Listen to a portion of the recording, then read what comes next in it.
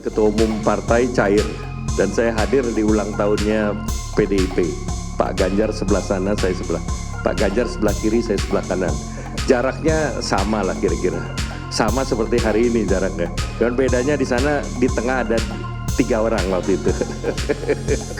Ada Pak Presiden, Bu Mega, dan saya di sebelah Mbak Puan. Kan begitu duduknya kan.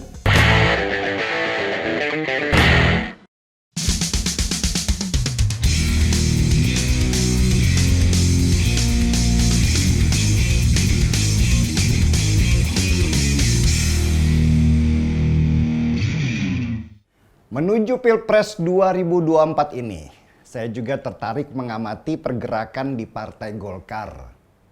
Ini menarik karena Golkar itu partai yang meraih posisi nomor 3 perolehan kursi di Senayan sebesar 12,33%. Dan perolehan jumlah suara sebesar itu menunjukkan bahwa seharusnya Golkar itu punya peran penting sebagai koalisi untuk mencalonkan seorang presiden.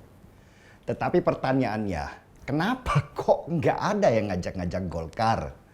Apa sih kurangnya Golkar? Coba bayangin, koalisi perubahan yang mendukung Anies Baswedan sama sekali nggak ngajak Golkar bergabung. Juga Partai Gerindra yang mencalonkan Prabowo Subianto lebih tertarik bikin kesepakatan dengan PKB yang sebenarnya secara jumlah kursi itu ada di bawahnya Golkar. Kalau PDI Perjuangan jangan ditanya deh. Mereka bisa mencalonkan calon presiden sendiri tanpa harus ngajak-ngajak partai lain untuk gabung bersama. Lalu kenapa nama Golkar ini seperti tenggelam? Ini mungkin karena sejak awal Golkar itu ingin membuat poros sendiri dan mencalonkan calon presiden sendiri terlepas dari nama-nama seperti Ganjar Pranowo, Prabowo Subianto, dan Anies Baswedan. Poros yang dulu pernah dibuat Golkar adalah KIB atau Koalisi Indonesia Bersatu, di mana ada 3 partai yang gabung di sana, yaitu Golkar, PAN, dan P3. Kalau digabungkan 3 partai ini, maka akan ada 1 calon presiden lagi yang dicalonkan, sehingga kita nanti akan mengenal 4 calon presiden yang siap maju Pilpres, bukan 3 seperti sekarang. Tapi masalahnya, Golkar itu ngotot mencalonkan Airlangga Hartarto, Ketua Umum Golkar, sebagai calon presiden tanpa bisa ditawar-tawar. Ya wajar aja lah karena Golkar itu punya suara yang lebih besar dari PAN dan P3. Sehingga mereka merasa punya hak menentukan calon presiden dibandingkan 2 partai lain di koalisi mereka. Dan di sanalah titik masalahnya.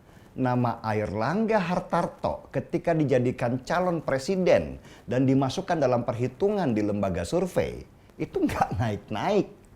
Yang menguat justru nama Prabowo, Ganjar, dan Anies sebagai calon potensial, sedangkan nama Airlangga Hartarto mau di-boosting sedemikian rupa tetap nggak ada suara. Itulah kenapa KIB itu jadi berantakan. 2 partai yang tadinya bagian dari koalisi yaitu PAN dan P3 kemudian mencar masing-masing mencari aman. Ya kedua partai itu juga pengen menang dong. Sedangkan kalau masih di KIB dan calon presidennya masih Airlangga, kemungkinan menangnya itu kecil sekali. Ini perhitungan yang rasional dan bukan emosional.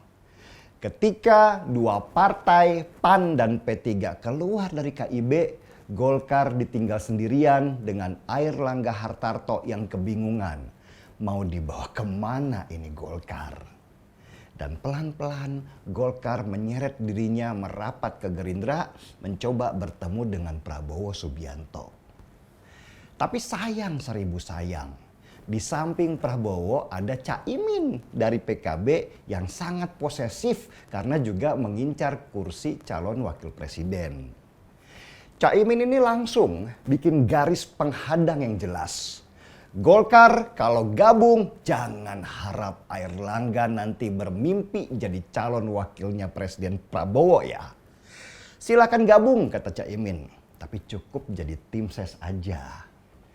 Caimin itu bisa dengan enteng bilang begitu karena sebenarnya Gerindra dan PKB itu udah nggak butuh partai lain, apalagi Golkar. Karena cukup dua partai itu mereka sudah bisa mencalonkan calon presiden yang disepakati calon presidennya adalah Prabowo. Tersinggung nggak Golkar? Ya seharusnya tersinggung lah. Karena Golkar itu secara suara itu jauh di atas PKB. Kok PKB jadi jumawa ngatur-ngatur gitu? Emang lu siapa? Gitu kira-kira Golkarnya bicara. Nah, karena ada penolakan dari Caimin itu dan dengan alasan menjaga marwah Golkar, maka mulailah muncul isu dari dalam tubuh Golkar untuk singkirkan Airlangga Hartarto dari kursi ketua umum.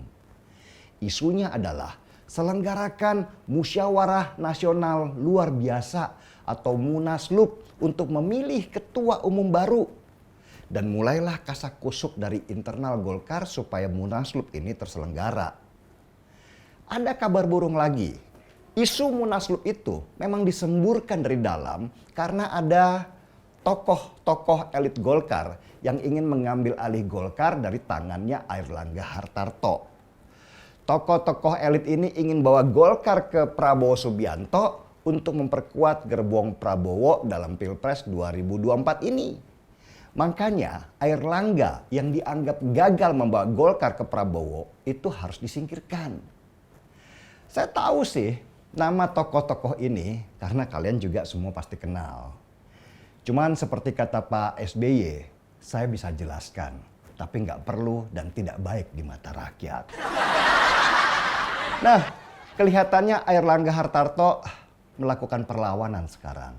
Dia mulai merapatkan internal barisannya dan mulai memanggil orang-orang yang menghembuskan isu Munaslup. Selain itu, Airlangga Hartarto juga tampaknya mulai merapat ke PDI Perjuangan, ke Ganjar Pranowo, karena musuh-musuh politiknya di internal partai ingin mengarahkan dia ke Prabowo. Maka kita lihat kemarin, Airlangga bertemu dengan Ganjar dan membicarakan banyak hal, termasuk langkah politik mereka ke depan. Memang Airlangga Hartarto akan lebih nyaman merapat ke PDI Perjuangan. Setidaknya Golkar di sana diorangkan, diberikan tempat istimewa daripada harus cuman jadi tim ses doang seperti kata Caimin yang posesif karena takut kursi calon wakil presidennya akan direbut oleh Golkar. Saya sih prediksi sebentar lagi Golkar akan umumkan posisinya di Pilpres 2024 dengan gabung bersama PDI Perjuangan. Menarik situasi politik menjelang pendaftaran calon presiden di 2024 ini. Yuk kita lihat sambil seruput secangkir kopi.